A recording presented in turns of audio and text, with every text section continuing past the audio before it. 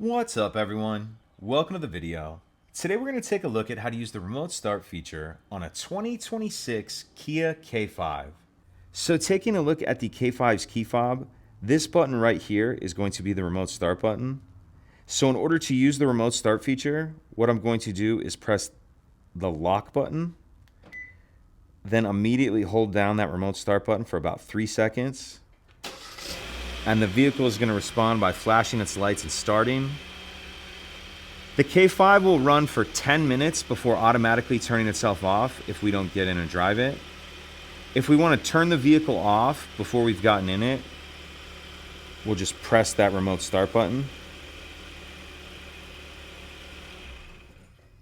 And as you can see there, it turns the vehicle off. Let's go ahead and remote start it again. Lock button. Hold down that remote start button for about 3 seconds. And then to get in and drive, all you'll need to do is just unlock the vehicle, and then once you're in it, you're ready to go, once you put it in gear. If you have any questions, please let me know. If you could take a second to like and subscribe, it helps us out, and I'd appreciate it. Thank you.